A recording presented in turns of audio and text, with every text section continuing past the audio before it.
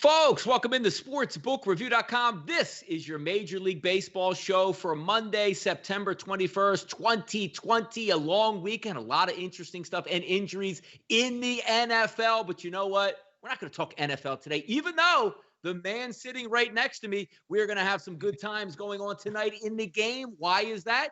Jason will be joining us tonight for a Monday Night Football action, and I am really excited about that, Jason. So before we tip off tonight, give these people what we can expect when we bring you on for a little Monday Night Football action. Yeah, I'm 10-1 in football so far. Whoa. Hold on. Wait, say that again. Yeah, I'm 10-1 in the NFL in the first 2 weeks. The MLB's been kind of even as of late, so yeah, that's we're flipping switches here, but. The best thing is that, we are ahead. We are in the green. That's all that matters day by day, staying in the green. That's what matters. And in baseball, it's obviously going to get a little bit tougher now because we have teams clinched. We have teams that are, definitely not making the playoffs and teams that are fighting for playoff spots. We have different, younger players starting to come into different games now for teams that have clinched and teams that haven't. So we're going to have to be really selective on our picks now. Therefore, we're going to limit the volume in the MLB, but we still have the NFL Monday, Thursday, still have college football Saturday, NFL Sunday, NFL Monday. Still plenty of ways to make money. Still have the KBO going. So even though there's going to be a little bit less volume in the MLB, I think from Donnie and I going late into September, there's still plenty of ways to make money. Still have the NBA playoffs as well. So we got everything going for us right now. And I can't complain either, Jason, because I hope it continues next year. I know the purists don't like it, but the more playoff teams in it, we're still talking baseball and being engaged in baseball in late September when I usually already have the slate wiped clean. I'm talking NFL and, did the Phillies even play last night? It's nice to still be engaged in baseball with games that actually mean something this late in the season, as opposed to having a 15-game slate and only 2 games are actually factoring in where teams are already setting up their pitching lineup for the postseason. It's nice to have that in play. 122 people watching the show live, 26 thumbs up. Jason, 68,500 people have actually subscribed to the channel here on our YouTube channel. Thank you guys for doing that. If you haven't done so yet, hit that subscribe button, turn the notification bell on every single time Jason and I go live talking Major League Baseball. You get it delivered directly to your inbox. Alex, Chaz, Patrick, Mary, David, Wright. David Wright's out here? No, actually, Robert Wright is out here. How about that? Harold's in here. Stephen Montez, Ray Kimbrell. Welcome into the show. And if you watched on Friday night, I was laying flat on my back watching Anthony Rendon up for the Angels with 2 men on and 2 men out in the 8th inning and a double to center field. And I'm saying the Angels finally came through for me after a tough week, even though the past couple weeks were sensational. It was beautiful to end that week with a nice W on Friday night, and we're here to deliver again. And as Jason already pointed out, the slate gets tougher. I look at this card today, and I'm really digging to try to find some angles here that we like. So why don't we get it started right off the bat here? 903, 904, Philadelphia and Washington. That's going to be Wheeler and Sanchez on the mound. About a 50-50 ticket split. Opened up around 145, Jason offshore at SBRodds.com. We're still seeing that 140 range is somewhere around 150s here at some of the New Jersey books. 9.5, it opens up in the total and drops to a 9. Interesting things to look at for this game from the Philadelphia Phillies. Bryce Harper left the game with some back spasms, hip spasms yesterday after he struck out with the bases loaded. It'll be interesting to see if he plays tonight. JT Realmuto was actually supposed to be in the lineup tonight. Now it's a little bit questionable. They're saying he definitely won't be able to catch, but might be able to bat in this game. The lineup still looks good for the Philadelphia Phillies overall. And yes, they're facing Anibal Sanchez.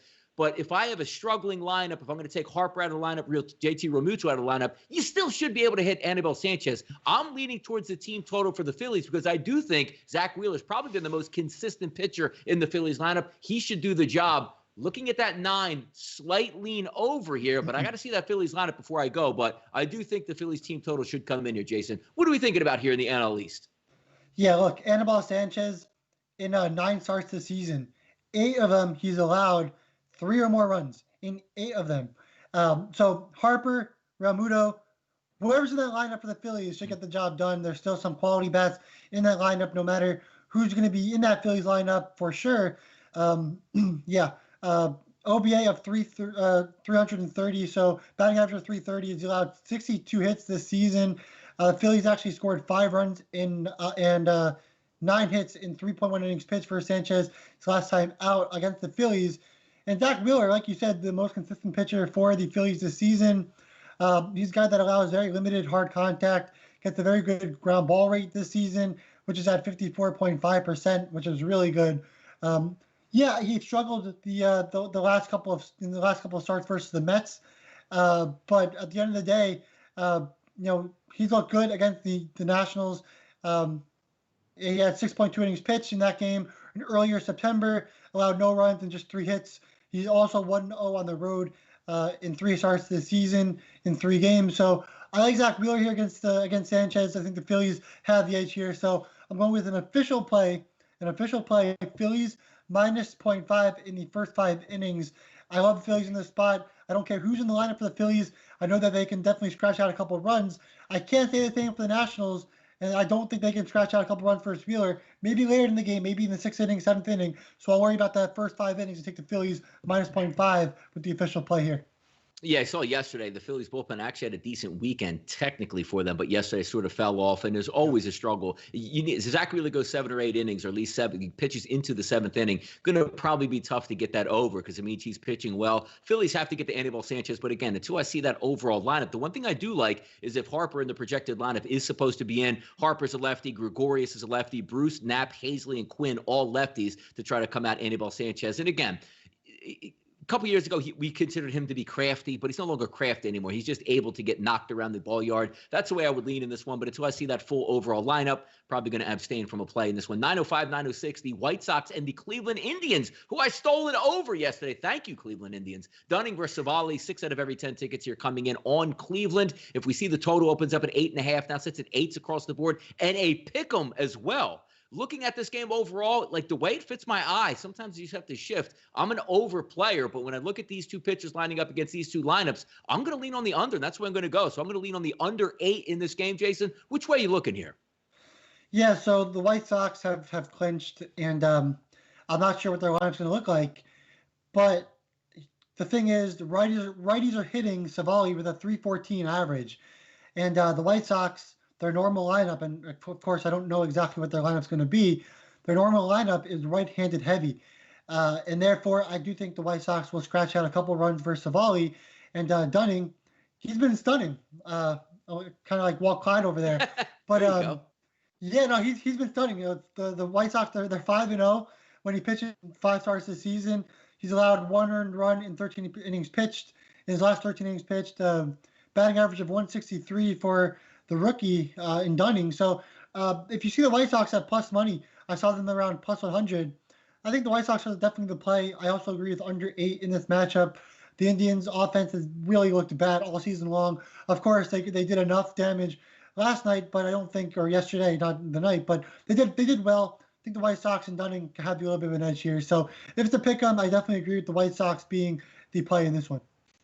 Keep it moving on. Another game that seems to fit my eye is an under, even though we're taking a look at 7.5s across the board. That is rotation 909, 910. It's going to be Woodruff and Castillo on the mound. 7 out of every 10 tickets here coming in on the Cincinnati Reds. They open up around at 130. It's actually backtracked a little bit. 123s, 126s, 124s across the board. When you take a look at these 2 pitchers, Brandon Woodruff on the season, a 218 batting average against him, a 345 ERA, which stacks right up against his 346 FIP, and then a 353 xFIP and a 346 SIERA. That is amazing. One of those guys that you never would think of as, hey, who's a really good pitcher this year? Brandon Woodruff. Most people wouldn't be able to tell you, not only pick him out of a lineup as a player, but where he's actually pitching at and what team he's actually on. Bringing the heat in this one, but also Luis Castillo. What can you say about this guy? When you want a pitching effort, Jason, when you look at the backup pitcher and you want consistency, 3 ERA, 261 FIP, 284 xFIP, and a 334 SIERA. I think he actually has the better hitting lineup behind him tonight. So if I'm looking at this game overall and saying, you know what, if I think it still fits an under profile, 7.5 is really low to go under. But if I'm going to get Castillo at a cheap price at home, 123, 124, even though Woodruff is having a good year, I trust those Reds bats more than I do trust the Milwaukee Brewers. Give me the money line here tonight. I'm going to go with the Cincinnati Reds here. Yeah, and it's funny because, a lot of people will talk in the chat and say, we don't look at money lines too often, and it's always first 5 team totals, all that stuff. But I completely agree with you. The Reds have the better bats in this game. Woodruff has been excellent this season, 10.8 batters per 9 innings, 2.25 walks per 9 innings. The home runs are a little bit high, but, he's been really good, 3.45 ERA, 3.48 FIP. But Castillo, we talked about how unlucky he was earlier in the season Well, now the Reds have now won his last 3 games that he started, and he still has a 3.03 ERA, 2.62 FIP, like you said. Castillo definitely has the edge here in terms of pitching, and I definitely agree the Reds have more bats in their lineups compared to the Brewers. So if I had to make a pick on this one as well, I'd look at the Reds on the money line too. Yeah, easy for me yesterday. I also had a team total on Cincinnati. The only team that skunked me yesterday, Jason, was the Tampa, which I seen the love pain, and I love the Tampa Bay Rays, which we're going to get to that. And I'm glad we brought that segue up because it's 9:15, 9:16. If you watch the Tampa Bay Rays, they're going up against the New York Mets tonight. The only thing I'm a little bit cautionary on is what am I going to get out of DeGrom? Left the game a little bit early against the Philadelphia Phillies. If we're anticipating DeGrom healthy and ready to go in this game, you're taking a look at a lineup for the Tampa Bay Rays. Let me just bring up some of the statistics here that we're going to go over, and the reason why I'm looking towards DeGrom, but more importantly, I don't like to give out, hey, some prop bets on this game. But strikeout props, if I took a look at DraftKings this morning, 9.5 is a really high number for a strikeout prop, but it really fits the bill if you get a healthy DeGrom. Look at the strikeouts. We're not even talking about DeGrom level pitchers from the right-hand side, just right-handers on the season. Tsutsugo, 23% strikeout rate. Lau, 25%. Arozarena, 35%. Lowe, 26%. Wendell, 20%. Brousseau, 30%. Kiermaier, 20% or 23%. Phillips, 25%. And Perez, 30%.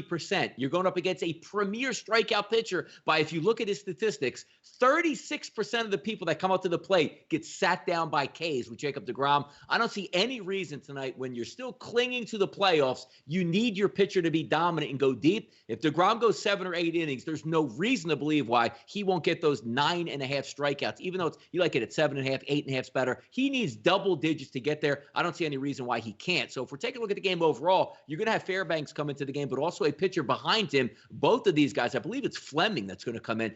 Really low numbers on the season. Therefore, you have 7s across the board. DeGrom, a high number at -190. Very disappointing, Jason. I know you watched the game yesterday with the Mets bats at the plate against an underwhelming pitching team in the Atlanta Braves yesterday with Kyle Wright and a couple of bullpen guys come out of there. If they should wake up tonight, there's not going to be a lot of runs to be scored. But if you have an ace and he's healthy on the mound against a team with very little pop and a lot of strikeouts, I like DeGrom first 5 innings run line, but I also like that prop bet. If he's healthy tonight, he's striking out 10+ tonight for me, Jason. Yeah, I love DeGrom in this spot. I think the funny thing is whenever he has these kinds of moments and these kind of games and he's healthy and he goes back out there, always bounces back and puts on an incredible performance. So I agree with you. I think DeGrom can definitely hit the 10 strikeout marker. I think he could, pitch 7, 8 innings and get the Mets the win. And we're talking about the Rays. The Rays are going with their bullpen. This could keep the Mets off balance, or it could help them because there might be one, reliever that comes in there and doesn't do well. And the Mets have, like you always like to talk about, the Mets have a good offense. It's just sometimes they don't show up. And I think that they'll end up showing up on this one. They're going to be facing a new team now at home. DeGrom pitching always pitches really well at home. I'd expect some offense out of the Mets in this game against the Rays bullpen. So if I had to choose Mets -1.5, I think that this game does go over. I think the Mets actually get back on track in this game. Of course, there's a little bit of bias there. But, I'm hoping the Mets get back on track, so I'm going to say that they'll get back on track. And, maybe instead of taking the over 7, just taking the over on the team total for the Mets and calling it a day. Even when you look at this game, when you're lining up Tampa Bay and what they do well, they can be sneaky against some below-average pitchers. Saturday night, I took them in a team total and actually took a loss. They had 2 guys thrown at the plate, 0 for 8 runners in scoring position. There's not a lot of pop in that lineup. And what that means when you go against an ace pitcher like Jacob DeGrom, that means, Jason, if the ball's not leaving the yard, can you really get 3 to 4 hits per inning just to drive in some runs? That's the hard part, and especially with a team that you figure the Tampa Bay Rays will be built. All right, we don't have a lot of pop, but let's make sure we put the ball in play, maybe a little bit of small ball. Everybody strikes out on that team. So you have no pop coming into the game, and a team that strikes out a lot, that doesn't sound like a lot of runs. So I do lean on the Mets in this situation. As I said, I like them in the run line first 5 innings. We'll see what they do. I trust the Mets bats way more in this game than I would the Tampa Bay Rays, but we'll see what turns out here. Let's keep moving on. 8 o'clock tonight, 9:17, 9:18 on the rotation. St. Louis and Kansas City. Wainwright versus Hernandez. 9 out of every 10 bets coming in on St. Louis. Why? Because nobody really knows too much about Hernandez pitching A ball, rookie ball, Now he's going to come up, has struggled a little bit already, xFIP high numbers, and that's why you're getting an opening line of 144 that turns into 180. Now, look, maybe we weren't anticipating a start from Hernandez and somebody else was supposed to be in there, so that might be the reasoning behind that high line movement. But Wainwright's sitting at a 180, nines across the board. And looking at this game and breaking it down, I actually agree. Team total is a little bit high here for St. Louis. You're getting fives at around like minus 118, minus 120. So you're not going to get that 4.5 that we like, where that 5 is going to be a winner. Now you need to flip it over to 6. But if there's going to be a game where St. Louis can wake up at the plate, it's going to be this one. Young kid, probably not going to go that long, going against a struggling Kansas City bullpen. You're going to get the full 9 at bats. I lean towards the team total St. Louis over 5, but I don't see it as like one of those fly. Like, hey, let's just take Kansas City on a flyer. The kid's young. He's not going long. I don't like the Kansas City bullpen. I think St. Louis is going to win this game, but I do lean towards the team total over for St. Louis more than anything else. Jason, what are you thinking about here between the Cardinals and the Royals? So Hernandez in his last start, this guy won't go longer than 4 innings pitched. No. But he was hammered by Pittsburgh in his last start, but they were all solo home runs. So he got 3 runs, and all were 3 solo home runs, 2 lefties in 3 innings pitched. But talk about Adam Wainwright on the other hand, 5-1 in 8 games. He's looked really good. I think that we kind of go in, and I think Wainwright is kind of past his prime. And yeah, his strikeout numbers won't be as high anymore, but he's still throwing solid in terms of low walks. The home runs are not that high either. His batting average of balls in play is very low. Pitching solid with guys on base, getting a solid ground ball rate about average. He has an ERA of 2.87 and a 4.04 FIP. He hasn't allowed more than 3 earned runs in last 4 starts. He's gone at least 6 innings in every start so far in those 4 games. But he did pitch in 2 doubleheader games. So, obviously offenses might struggle a little bit more in doubleheaders. But the reality is Wainwright's looked really good. Hernandez hasn't looked very good. He's a young pitcher, like you said, won't go deep, in that Royals bullpen obviously isn't very good. So if I had to choose on this game, I like this game a lot. It's not an official play, but if I had a second official play, obviously I'm trying to limit volume, but if I did have a second play, Cardinals minus 0.5 in the first 5. I like Wainwright, what he's been doing for the Cardinals this season. I think the Cardinals can definitely get out to an early lead in this game, get that team total over for sure to help out Donnie, but I definitely think the Cardinals will get out early for this game, and Wainwright will definitely get the job done. He's done really well throughout the entire season, facing a Royals team that hasn't really hit the ball too well this entire season. All right, let's open it up here. We're going to wrap around a couple of these games that are out there. It's nice to have no doubleheaders so we can hit every game on the card. 279 people watching live on a football Monday. Keep in mind, folks, on the channels, a lot of good stuff going on. EPL soccer. Obviously, Jason and I had the Major League Baseball show. Chris and Gary with the NCAA football show. Myself and Kyle with the NFL show. A lot of good things. The NBA show still going on. We're in the conference finals and certainly heading towards the finals. A lot of good stuff going on at sportsbookreview.com. So we do thank you guys for coming in and spending your time on a Monday. Now we're going to have a little bit of afternoon baseball here. How about this? Texas and the Angels, 9:01, 9:02. Gibson will be on the mound versus Dylan Bundy. Bundy opens up at 190. Now we're seeing those $2, 210s, 215s across the board, some as high as 220 here in New Jersey. An over-under that opened up at 9 is downshifted to 8.5. And I was hoping on Friday that we could have got a double-edged sword. What I mean by that is Joe Adell didn't play in the game Friday night because I really wanted to get those texts and those tweets and say, hey, he singled or he had a solo home run. But when he wasn't in the lineup, I sort of took a deep breath. I'm like, you know what? An anchor's not going to be in here. I look at the lineup in the afternoon for the Angels, which is official. He's not in the lineup again. So, hey, maybe you have an option here to take a look at the Angels.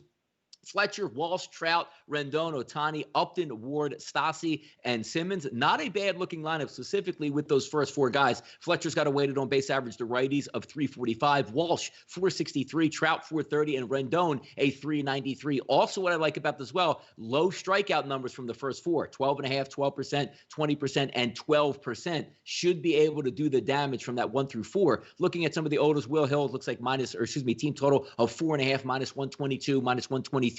Showing up on the board. I think that's a solid play in this one. Do I want to take the over for the game? Not really, because I look at Jason at this Texas lineup and say, if they hit, I just think you get lucky. If they don't hit, it's more like, why did I go with taking the Texas team total over, which we have cashed with over the summer with a few times. I look at this game, the number's too high for me. I do think the Angels will be able to hit in this game.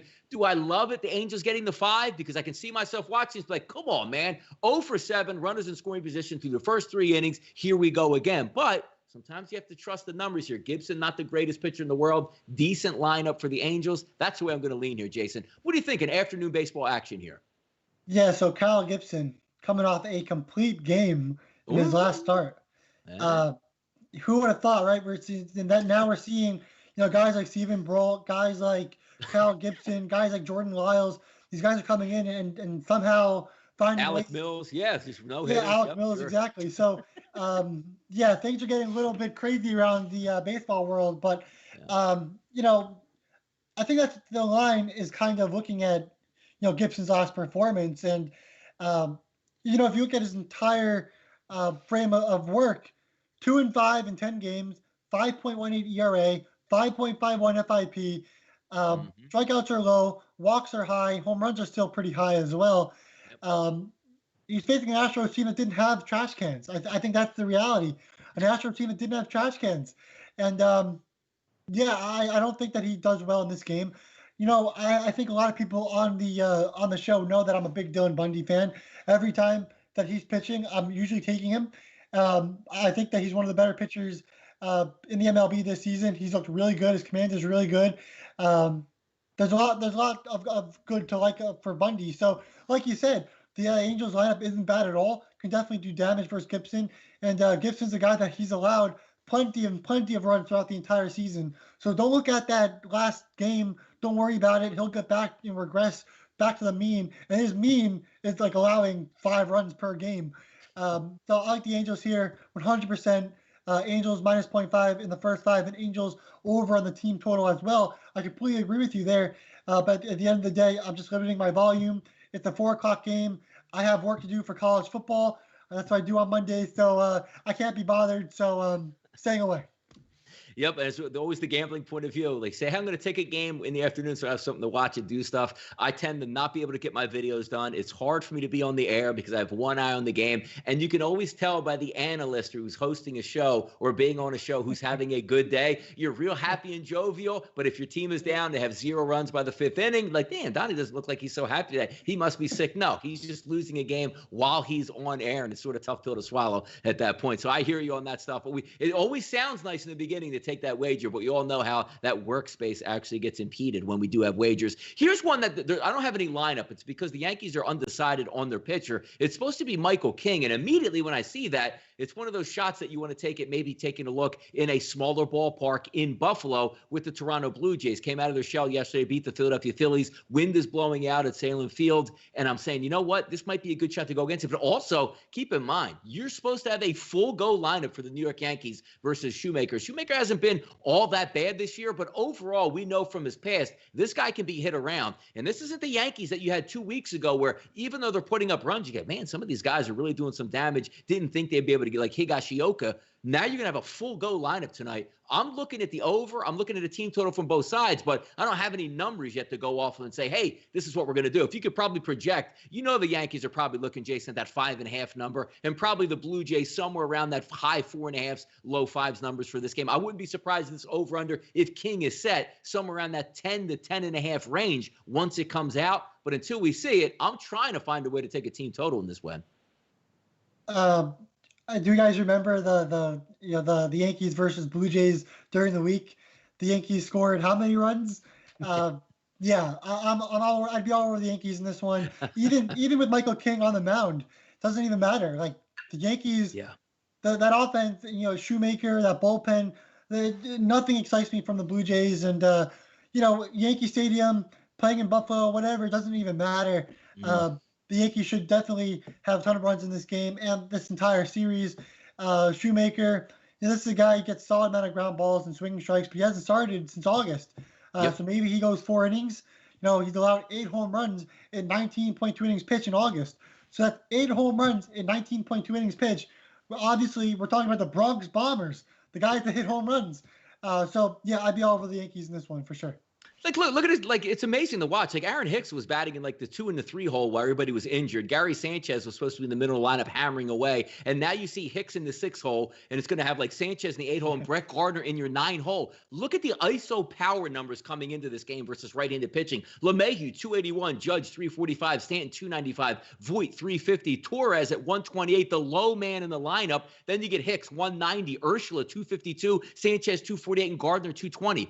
What does that mean for folks when you say, like, well, what about the ISO power? That means every single person in this lineup can do damage with extra base hits. And what do you couple it with? We always like to say, boy, it's nice to have a team batting in the Bronx. This is just like the Bronx on the road, and the wind is going to be blowing out. A little bit cooler temperatures than what we've seen over the summer, but you're talking about 9 full at-bats out of the Yankees. Oh, they only have 2 runs after 4 innings. You look in the 7th inning, they have 9 runs on the board, 5 home runs. We've just seen it a couple days ago. In 1 inning, it can happen again. I'm waiting on these lines to come out before I jump on it. If you could see one of those, 5s, minus 125s with juice, you just fly all over those, but you're probably going to get somewhere in those 5.5 ranges. Let's keep moving on here, and we're going to take a look at Pittsburgh and Chicago in the Steel City. John Lester's going to be on the mound versus JT Brubaker. 8.5s across the board as a total, 150s across the board, a high for Lester. Lester really struggled at home on the year, had a nice bounce back effort. Now he's going back on the road. But again, the question comes in, he's great to fade. You're going to see a lot of right-handed bats from Pittsburgh, but the adage goes, Jason, just because they're lining up on the right-hand side, somebody has to be able to do some damage.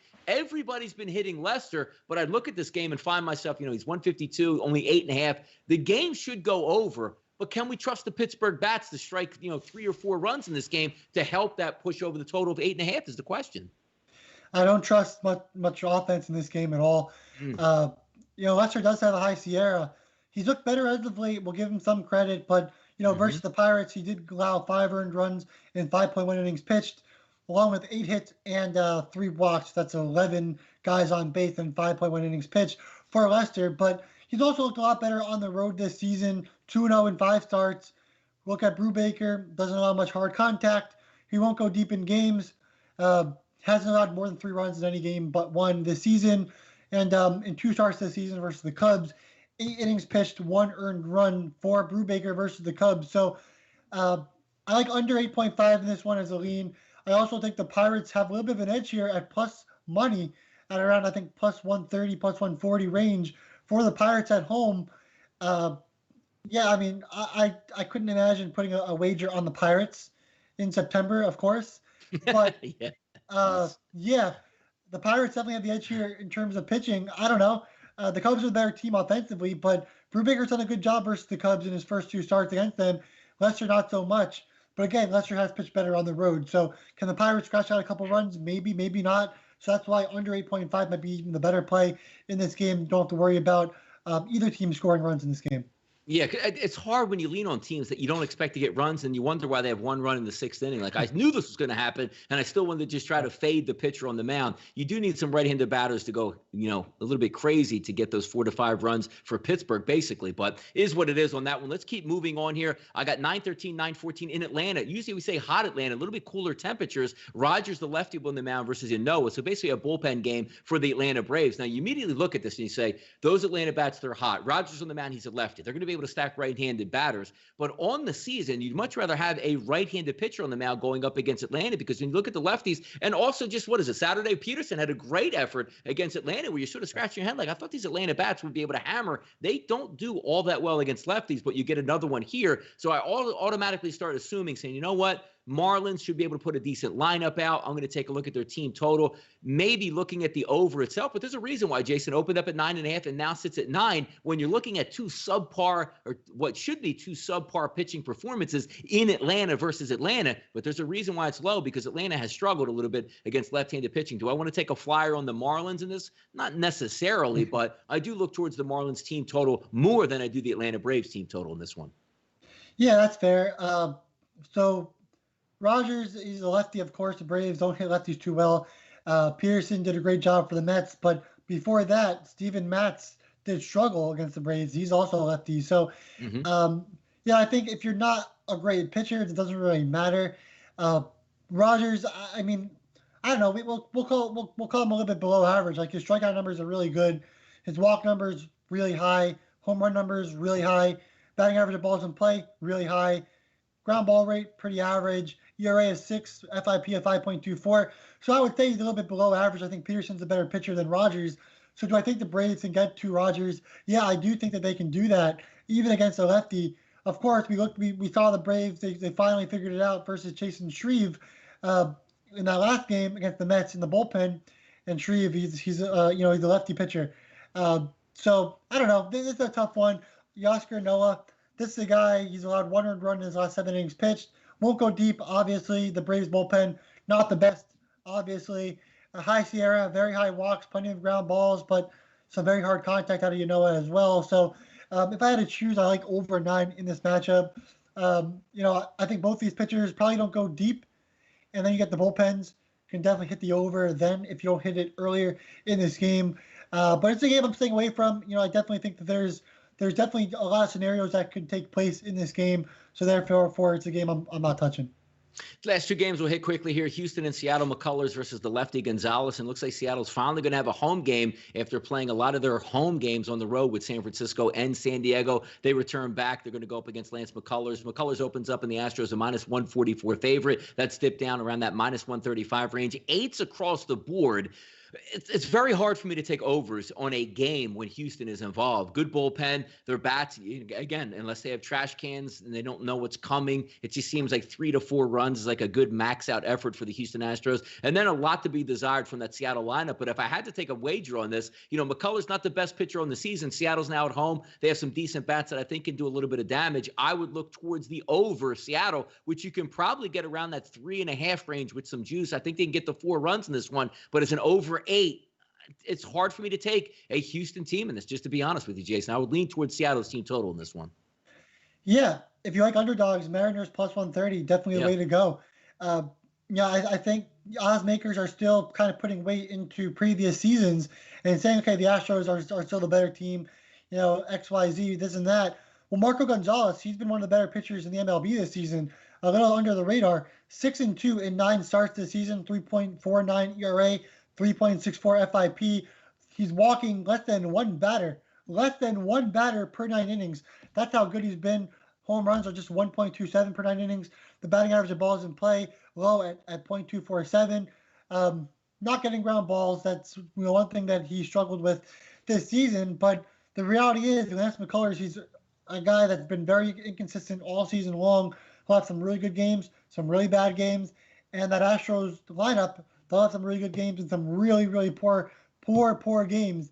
And going up against Marco Gonzalez, who's been very consistent and very good this season, I don't really think that the Astros will be able to score enough runs on the road in this one. I like the Mariners here at +130 if you like an underdog for sure. Cold weather at Oracle here. Colorado and San Francisco. Marquez versus Cueto. Over-unders at 8 in this game. Cheap favorite here for the San Francisco Giants, who do hit usually very well at home. But Herman Marquez, not a bad pitcher. This looks like a pretty even game to me, and obviously that's why it's -115 anywhere, -120s with an over-under of 8. I do give a little bit of a slight lean towards the over 8 just to how well San Francisco does seem to do at home. And again, you're talking about 4-4. You're going to get yourself a win heading into extra innings. And maybe, again, as we like to use, 3-3 probably would get you a win as well, since you start with a runner on second base. Not a lot on this game. Not really a huge fan of Cueto, that veteran that can sort of come up and catch you by surprise. I think San Francisco overall is the better team. I lean towards an over in this one, but again, we're not talking about the nice temperatures that we had over the past couple weeks. Right back down to that cold San Francisco, late summer, 61, 62 degrees at first pitch. So we'll see what happens. Slightly lean towards the over, but not a lot on this game for me, Jason. What are you thinking about here? The Rockies are underdogs on the road at +110 with Marquez, who 2.64 ERA on the road this season away from Coors. So the odds makers want to look at, his stats on the entire season. Look at his road stats. They're a lot better. He's had 3 straight quality starts in his last 3 starts this season. And I think 2 of those games are actually at home, which is even crazier. Gets a good amount of swing strikes. Ground ball rate pretty good. I think Marquez is the better pitcher in this game. I think the Rockies are the better team in this game to get the win on the road at +110. Cueto gets a solid amount of swinging strikes as well. He's allowed 8 runs in his last 2 starts. That's 11 innings pitched. So 8 runs in his last 11 innings pitched. Lefties are hitting .271 with 12 extra base hits against Cueto. slight lean to the Rockies at plus 110. I think they're a solid underdog value play there. Over 8.5, I agree with. I think both teams can definitely hit the ball in this game. The Giants probably won't score till later in this game. The Rockies probably get out to an early lead. Can the Rockies hold it with their bullpen late in this game when Marquez comes out? That's the big question, and that's why I'm not taking the Rockies plus 110. If you're going to take the Rockies to win this game, look at the first five. Worry about Marquez versus Cueto. Don't worry about that Rockies bullpen, because that Rockies bullpen can absolutely blow it versus the Giants hitting, especially with the Giants being home.